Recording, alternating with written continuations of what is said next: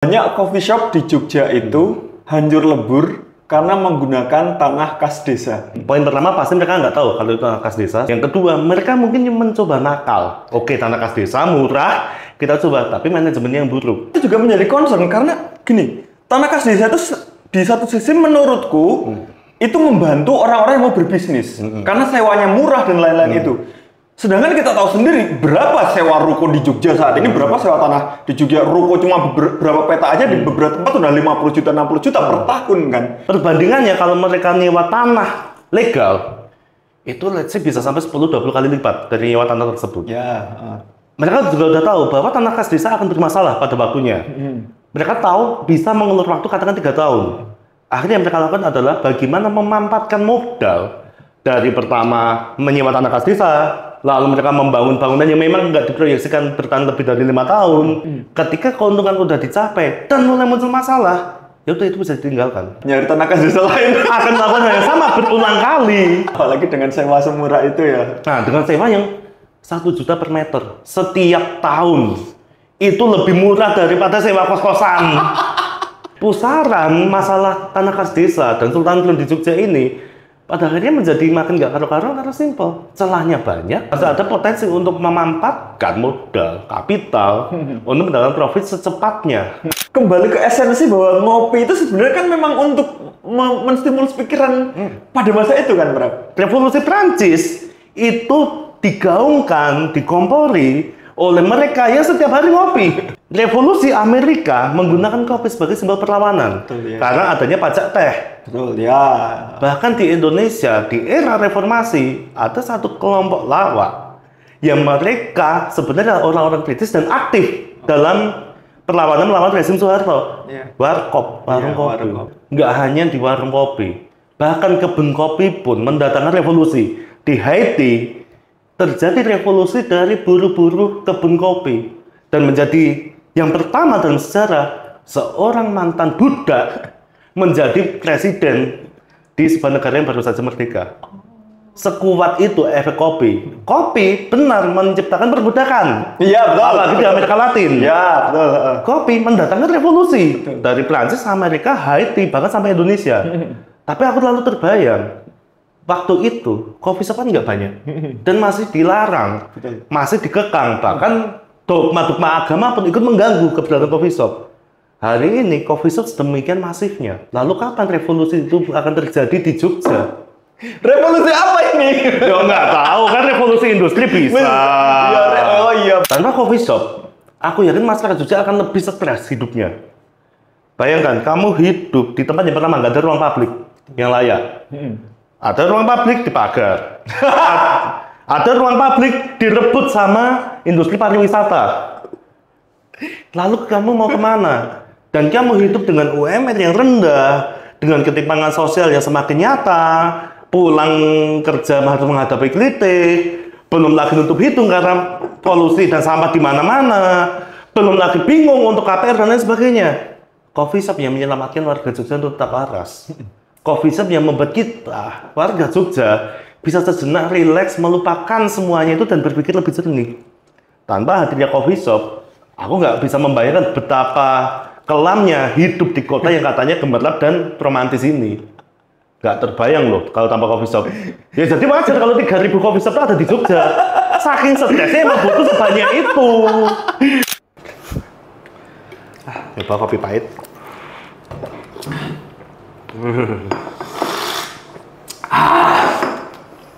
Sumpahan deh gula piye. Langsung ya? Nggak usah ada basa-basinya. Tanah kas desa di Jogja itu banyak terjadi masalah kan. Nah, sejak 2018 ke sini tuh aku melihat banyak coffee shop di Jogja itu hancur lebur karena menggunakan tanah kas desa. Sebagai orang yang kritis terhadap masalah-masalah yang di Jogja, menurutmu kenapa hal ini bisa terjadi, Bro? Oke, kalau menurutku ya pertama, mereka tuh salah memahami tanah kas desa. Poin pertama pasti mereka nggak tahu kalau itu tanah kas desa, sehingga invest mereka kegedean hanya di tanah kas desa. Yang kedua, mereka mungkin mencoba nakal. Oke, tanah kas desa murah, kita coba, tapi manajemennya yang buruk. Sebenarnya aku juga memandang itu bukan salah tanah kas desanya atau salah pihak-pihak yang bermain tanah kas desa. Yang goblok yang punya coffee shop menurutku. Kamu udah dikasih modal murah, tanah kas desa itu sewanya paling 1 juta per meter. Lalu kamu udah dibantu dalam tanda kutip menutup-nutupi aksimu dan masih rugi. Kan bodoh, kan dungu hal seperti itu.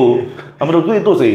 Tapi itu kan ada juga beberapa hal yang aku lihat beberapa belakangan ini tuh yang bikin hancur lebur total itu karena ada perubahan peraturan, Bro. Kayak, dulu itu kan setahuku tanah kas desa memang boleh digunakan untuk coffee shop untuk apa? Tapi sejak ada tiba-tiba ada peraturan tanah kas desa hanya boleh digunakan untuk yang perkebunan atau apa. Nah itu kemudian rontok semua. Itu benar nggak sih? Ya sebenarnya ketika ada perubahan tanah kas desa itu ya dari tanah kas desa menjadi sultan ground yang akhirnya pengawasan itu menjadi lebih ketat, lalu akhirnya tanah kas desa dikembalikan ke marwahnya sebagai untuk keuntungan masyarakat desa, itu artinya investor dari luar harus mulai hati-hati. Meskipun ada kesempatan untuk modal yang lebih murah, terutama untuk modal sewa tanah ya, dan juga modal tenaga kerja karena ketika dia memakai tanah kas desa ada potensi memanfaatkan masyarakat sekitar dengan upah yang murah. Ya memang ketika ada perubahan seperti ini mereka mulai kena sidak, barulah mereka belum siap untuk BP, mereka belum sampai ke titik untungnya, mereka udah kena gulung duluan. Ya udah habis. Aku juga sempat dengar bahwa katanya boleh mengajukan apa gitu, review atau apa yang akhirnya bisa menggunakan itu. Itu benar nggak sih? Ya, jadi ada peraturan yang menetapkan bahwa tanah kas desa bisa dimanfaatkan oleh investor juga untuk kepentingan masyarakat desa lagi ya. Itu ada aturannya dan bisa diurus. Tetapi ya namanya kita itu hidup di daerah yang feodal. Berarti kan untuk mengurus hal seperti itu aja panjang birokrasinya.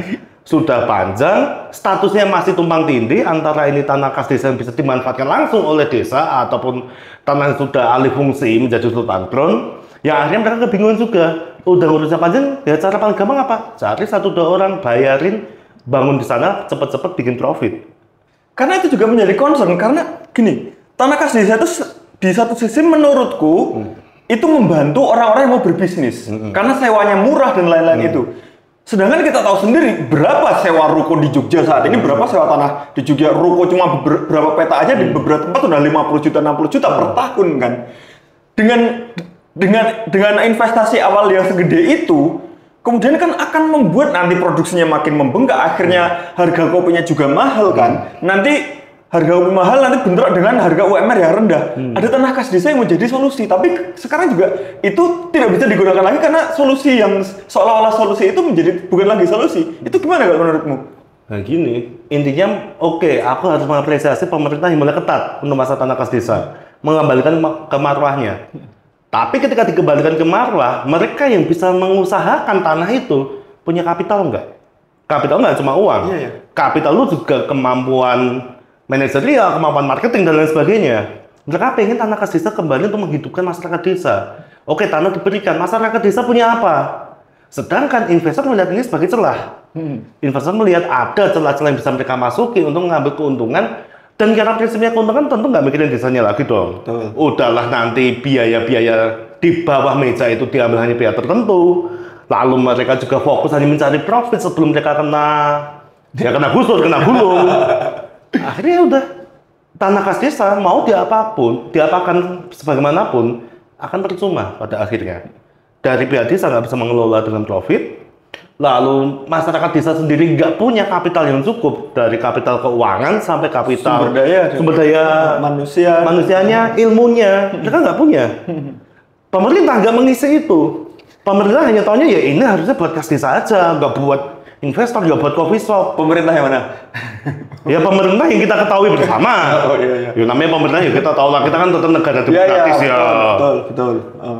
Ketika pemerintah nggak menyentuh itu dan memaksakan tanah kas desa hanya untuk sesuai idealisme mereka, ya padahal warga desa juga kebingungan, apa yang bisa aku lakukan? Ambillah jalan pintas. Kita diam-diam manfaatkan tanah kas desa tidak sesuai peruntukannya. Mereka juga akan mendapat keuntungan dari situ. Investor mendapat keuntungan dari situ. Lalu akhirnya masuk aja, ya udah daripada kita suruh mengusahakan, kita nggak tahu kok caranya gimana. Nggak dimodalin apapun, nggak dibekali apapun. Ya udah itu cara paling cepet. Kalau mau tanah kas desa kembali ke arahnya, ya pemerintah tanggung jawab. Nggak cuma bikin peraturan, tiba-tiba berubah dari A sampai B, dari B sampai Z, balik ke A lagi, tanpa memberikan apapun sekiranya modal. Nggak hanya modal usaha, modal kemampuan, soft skill, dan lain sebagainya. Berarti memang apa ya, sebaiknya kalau misalnya sudah kas kayak gini, hindari tanah kas desa itu gimana kalau menurutmu? Ya kalau memang merasa pintar secara marketing dan secara melawan hukum, udah mainin aja tanah kas desa. Masih ada celah, pemerintah juga masih simpang siur, warga Jogja juga masih mengharapkan investor karena nggak bisa berharap pada pemerintahnya sendiri. Tetapi sebaiknya hindari. Merasa modal itu murah, merasa ada kesempatan untuk profit besar dalam waktu cepat, ada banyak yang dikorbankan. Hak warga desa atas tanah itu, kesempatan warga desa itu upscaling, upgrade skill untuk mengembangkan tanah kas desanya. Dan pastinya kesempatan menghindari hukum, menghindari masalah-masalah dengan hukum. Kalau sebenarnya pada hakikatnya peruntukannya itu seperti apa sih tanah kas desa itu? Sebenarnya tanah kas desa itu intinya demi keuntungan masyarakat desa. Misalnya mau diusahakan sebagai perkebunan, perikanan, terutama sebenarnya kalau untuk di area Jogja yang masih tengah ya, itu memang paling bagus untuk perikanan. Lalu untuk kepentingan desa, jadi ada tanah kas desa yang akhirnya jadi jalan, jadi gedung pertemuan, bahkan jadi sekolah, biasanya ke arah PAUD. Sebenarnya peruntukan tanah kas desa itu seperti itu. Bisa juga menjadi tempat untuk usaha. Tetapi tentu dengan izin, dan izinnya itu nggak hanya lewat satu dinas, langsung naik ke gubernur. Dan bisa dibayangkan berapa lamanya untuk sampai ke puncak rantai makanannya Jogja kan. Akan sepanjang itu proyeknya. Iya betul. Makanya memang karena memang diperuntukkan untuk desa, kemudian sewanya murah, makanya pada saat itu ada yang menggunakan untuk coffee shop, bahkan untuk kos-kosan juga aku tahu ada itu. Dan saat peraturan berganti itu baik kos-kosan mau coffee shop itu banyak yang kena. Iya, kos-kosan, coffee shop, lalu villa, guest house, lalu perumahan dan lain sebagainya banyak yang kena. Meskipun ya harus kita akuin ada beberapa yang sudah persiapan tentang itu. Mereka udah tahu kapan mereka bisa untung sebelum digulung. Oh iya. Mereka udah tahu oke, ada tenggat waktu 3 tahun sebelum akhirnya mereka harus mengurus perizinan atau pergi dari situ. Itu udah dimanfaatin. Oh berarti ada oknum juga yang memang mengambil momentum untuk ya udahlah kita pakai, kita manfaatkan di awal-awal sampai sekiranya BEP untung kemudian cabut gitu ya? Nggak perlu nyebut ya tempatnya itu di mana ya. Tapi simpelnya gini, mereka menyewa tanah kas desa. Perbandingannya kalau mereka nyewa tanah legal, itu let's say bisa sampai 10-20 kali lipat dari nyewa tanah tersebut. Ya. Mereka juga udah tahu bahwa tanah kas desa akan bermasalah pada waktunya. Mereka tahu bisa mengulur waktu katakan 3 tahun. Akhirnya yang mereka lakukan adalah bagaimana memanfaatkan modal dari pertama menyewa tanah kas desa, lalu mereka membangun bangunan yang memang nggak diproyeksikan bertahan lebih dari 5 tahun, lalu memanfaatkan tenaga murah. Yang mereka kejar apa? Mereka BEP di tahun pertama. Lalu mendapatkan tahun kedua, ketiga itu sudah mendapatkan keuntungan. Ketika keuntungan sudah didapat, ya udah. BEP udah dapat juga, ya udah cabut. Cabut. Yang disisakan ya hanya bangunan-bangunan yang akhirnya dicoba untuk dikembalikan oleh masyarakat desa, dihidupkan lagi, tetapi tanpa kapital yang sama. Akhirnya ya mangkrak dan ya bisa kita lihat sendiri, menjadi tidak terurus lagi, tidak termanfaatkan lagi. Sementara yang tadi punya coffee shop itu yang punya modal nyari tanah kas desa lain akan melakukan hal yang sama berulang kali. Oh ya udah, tanah kas desa ini nggak bisa. Mereka kan juga akan dapat tawaran, coba di daerah sana. Bisa pakai nama lain juga. Apalagi udah pakai nama lain, memanfaatkan nama masyarakat lokal juga. Itu kan biasanya orang-orang yang hobinya makan roti kosong kalau buat sarapan, lalu mereka itu hobinya pakai celana pendek dan motor, kan caranya seperti itu. Manfaatin nama warga desa sana hanya untuk menyewa. Ketika keuntungan udah dicapai dan mulai muncul masalah, ya udah itu bisa ditinggalkan. Yang penting udah BEP kan. BEP untung 2 kali lipat, worth it banget. Bisnis apa yang se-worth it itu? Iya, apalagi dengan sewa semurah itu ya. Nah, dengan sewa yang 1 juta per meter setiap tahun. Itu lebih murah daripada sewa kos-kosan. Benar. Itu lebih murah daripada sewa ruko, apalagi udah nyewa lahan masih dibangun. Iya betul. Akan lebih murah banget. Terus nanti bangunannya disewakan. Nah, kadang ada juga yang mainnya akhirnya menyewakan bangunan dimanfaatkan oleh coffee shop lain. Jadi apa ya? Pusaran masalah tanah kas desa dan Sultan Belum di Jogja ini pada akhirnya menjadi makin nggak karu-karuan karena simpel. Celahnya banyak, masih bisa dihitung. Iya. Masih ada potensi untuk memanfaatkan modal, kapital, untuk mendapatkan profit secepatnya. Hanya dalam waktu 1 tahun, 2 tahun sudah cukup bagi mereka untuk balik modal dan dapat profit. Jadi memang concernku sebenarnya kan karena tingginya harga sewa itu akhirnya membuat anak-anak muda yang pengen membuat coffee shop itu tidak terlalu banyak pilihan kan ya. Salah satunya yang bisa dimanfaatkan pada saat itu ya itu Tanah Kasih. Cuman ya karena resikonya terlalu besar seperti itu dan mereka juga nggak terlalu pede bisa BEP dalam waktu cepat. Kemarin tuh sempat ada alternatif yaitu buka street coffee di jalanan itu yang murah, tidak menguntungkan dan bisa rame. Tapi ada satu permasalahan lagi di Jogja ormas, premanisme di jalanan itu. Karena ini ya di salah satu area yang menjadi banyak street coffee itu akhirnya untuk rebutan lahan Mas. Gimana? Kasus-kasus kayak gini menurutmu? Ya simple kan, namanya ormas kan lebih mudah makan street coffee daripada makan bisnis-bisnis yang lebih besar yang lebih mapan. Ada kesempatan orang-orang yang berusaha bertahan hidup. Inilah kesempatan mereka untuk mawak. Kan kesempatan emas bagi mereka yang melihat Jogja yang sebegitu sulit untuk bertahan hidup di Jogja dan mencoba untuk peruntungannya dengan bisnis yang meskipun itu nanti akan menimbulkan polemik lain ya perkara penggunaan trotoar jalan, tetapi pada akhirnya kesempatan dipalakin. Ketika sudah dipalakin, masih aja kena masalah secara hukum, memanfaatkan trotoar sebagai tempat usaha. Ya mas, apa ya, bisnis kopi di Jogja itu kalau emang nggak nakal dan kaya sekalian, susah. Karena ada kasusnya juga ada gini, bukan memalak yang punya secara langsung ya. Jadi ada satu area, terus kemudian yaudah yang kamu nggak perlu bayar di area sini, tapi parkirnya kami aja yang ngurus. Udah cuma kayak gitu. Awalnya semua baik-baik saja, sampai akhirnya, wih parkirnya lahan basah banget nih, jadi rebutan. Jadi konfliknya tuh bukan antara ormas dengan pemilik street coffee, tapi antar ormas, Bram. Itu yang kemudian membuat ekosistemnya menjadi berantakan waktu itu. Sekarang gini aja gampangannya ya, kalau udah kasus kayak gitu, yang punya street coffee itu punya kekuatan apa sih? Tidak punya kekuatan apapun. Mereka pun membuat street coffee karena apa? Ya memang nggak punya modal. Sudah nggak punya modal secara uang, modal kapital. Terus mereka juga nggak punya modal backingan yang hanya bisa berasa pada ormas.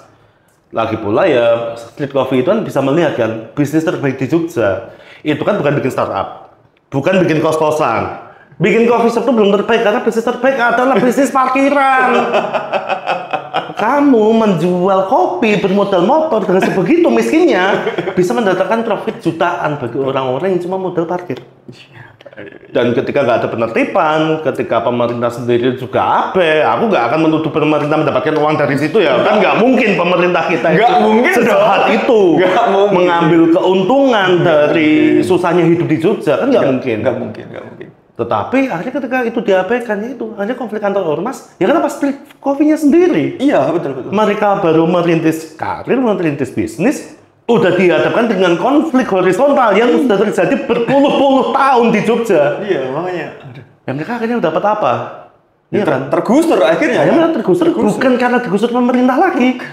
Karena nggak ada yang mau datang ke sana. Setiap datang ke sana ketemunya konflik. Orang mabuk, berantem, lalu orang yang ya mama bahkan sampai kekerasan yang fatal, sampai mengancam nyawa juga kan. Itu sih yang membuat aku jadi kok susah banget ya bisnis kopi kayak itu yang bawah kena urusan seperti ini, yang atas juga kena terkait Tanah Kasih. Memang yang paling benar itu kayaknya yang warung kopi Jawa Timuran yang isinya mahasiswa bersarung itu. Sebenarnya kalau ngomongin bisnis kopi Jogja ya aku tahu lah bahwa kultur kopi Jogja itu selalu berkembang. Istilahnya bahkan jadi percontohan sekarang di Indonesia. Apa yang ngetrend di Jogja di coffee shop itu akan diterapkan di daerah lain. Bahkan Jakarta pun niru kita kan.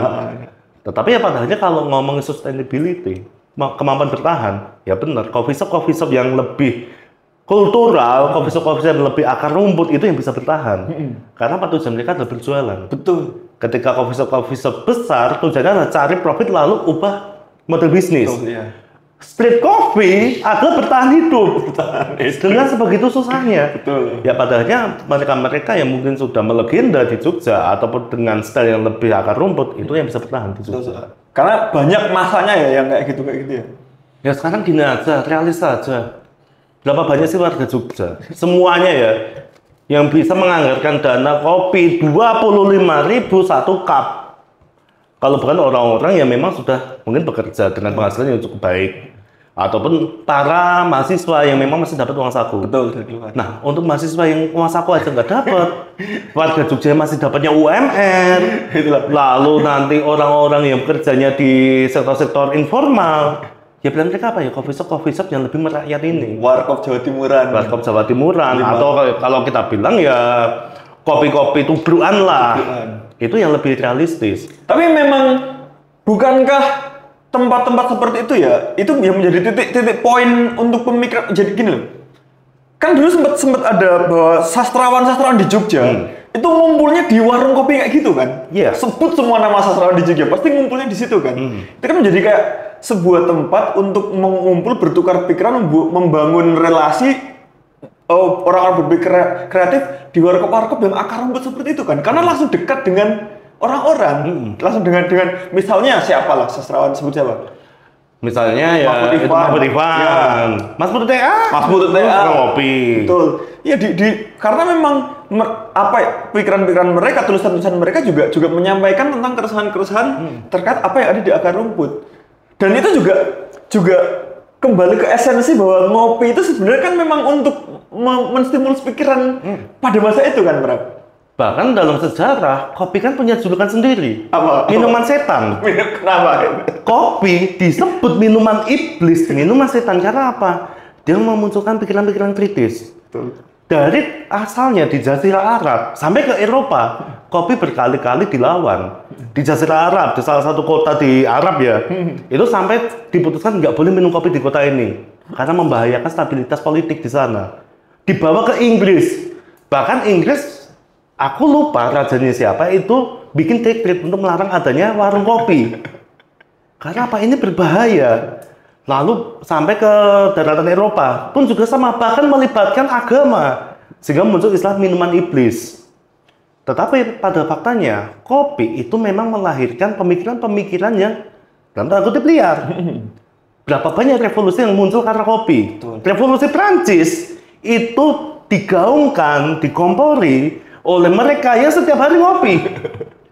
Beberapa filsuf, bahkan ada salah satu filsuf yang minum sampai 14 gelas kopi setiap harinya. Revolusi Amerika menggunakan kopi sebagai simbol perlawanan. Betul, ya. Karena adanya pajak teh. Betul, ya. Bahkan di Indonesia, di era reformasi, ada satu kelompok lawak yang mereka sebenarnya orang-orang kritis dan aktif dalam perlawanan melawan rezim Soeharto. Ya. Warung Warung kopi. kopi. Ya memang pada realitanya kopi itu adalah bahan bakar revolusi, bahan bakar pemikiran-pemikiran liar, bahan bakar kemerdekaan setiap orang. Berbeda dengan teh, apalagi minuman beralkohol yang cenderung memabukkan. Betul, teh menenangkan kan, sementara kopi menstimulus pikiran kita untuk terus aktif gitu. Bahkan iya ya, salah satu wujud nyatanya mungkin ya revolusi industri yang terkait bahwa akhirnya membuat jam kerjanya berkurang itu ya. Ya itu juga salah satunya juga maksudnya beberapa pemikiran-pemikiran yang akhirnya membuat kita hidup lebih nyaman itu berawal dari mereka-mereka yang memiliki keresahan dan ngumpul di warung kopi, di kedai kopi, ya apapun sebutannya lah pada saat itu ya. Kemudian berdiskusi, mereka melakukan pergerakan gitu ya. Nggak hanya di warung kopi, bahkan kebun kopi pun mendatangkan revolusi. Di Haiti terjadi revolusi dari buruh-buruh kebun kopi dan menjadi yang pertama dalam sejarah seorang mantan budak menjadi presiden di sebuah negara yang baru saja merdeka. Sekuat itu efek kopi. Kopi benar menciptakan perbudakan. Iya, betul. Apalagi di Amerika Latin. Iya, betul. Kopi mendatangkan revolusi dari Prancis, Amerika, Haiti, bahkan sampai Indonesia. Tapi aku lalu terbayang, waktu itu coffee shop kan nggak banyak dan masih dilarang, masih dikekang, bahkan dogma-dogma agama pun ikut mengganggu keberadaan coffee shop. Hari ini coffee shop sedemikian masifnya. Dan kalau ngomongin Jogja ada berapa ribu kira-kira? 3.000-an kemarin datanya terakhir pas. Oke lah, 3.000 coffee shop di Jogja. Lalu kapan revolusi itu akan terjadi di Jogja? Revolusi apa ini? Ya nggak tahu kan, revolusi industri bisa. Oh iya betul. Revolusi pemikiran bisa. Tapi kapan? Dengan modal 3.000 coffee shop, berbagai segmen semua minum kopi, berbagai segmen pikirannya lebih aktif, diskusinya lebih tajam. Lalu kapan kota dengan coffee shop yang mungkin terbanyak se-Indonesia ini akan melahirkan revolusi? Karena terdepannya Prabu Yudianto ya. Jangan paksa aku, jangan paksa aku. Wah, revolusi kan macam-macam ya. Revolusi sastra, revolusi kreatif, revolusi apa? Revolusi UMR gitu ya. Revolusi demokrasi mungkin. Ya kita ya kan nggak tahu. Cuman kan karena ada begitu banyak coffee shop, kemudian kita terstimulus oleh kopi, kemudian menciptakan diskusi-diskusi yang menarik, yang memang berasal dari kegelisahan. Kenapa tidak? Kenapa tidak kan? Apalagi satu lagi, tanpa coffee shop, aku yakin masyarakat Jogja akan lebih stres hidupnya. Bayangkan, kamu hidup di tempat yang pertama nggak ada ruang publik yang layak. Ada ruang publik dipagar. Ada ruang publik direbut sama industri pariwisata. Lalu kamu mau kemana? Dan kamu hidup dengan UMR yang rendah, dengan ketimpangan sosial yang semakin nyata, pulang kerja harus menghadapi kritik, belum lagi nutup hidung karena polusi dan sampah di mana-mana, belum lagi bingung untuk KPR dan lain sebagainya. Coffee shop yang menyelamatkan warga Jogja untuk tetap waras. Coffee shop yang membuat kita, warga Jogja, bisa sejenak rileks, melupakan semuanya itu dan berpikir lebih jernih. Tanpa hadirnya coffee shop, aku nggak bisa membayangkan betapa kelamnya hidup di kota yang katanya gemerlap dan romantis ini. Nggak terbayang loh kalau tanpa coffee shop. Ya jadi wajar kalau 3.000 coffee shop ada di Jogja. Saking stresnya emang butuh sebanyak itu. Udah, cukup ya. Semakin berbahaya.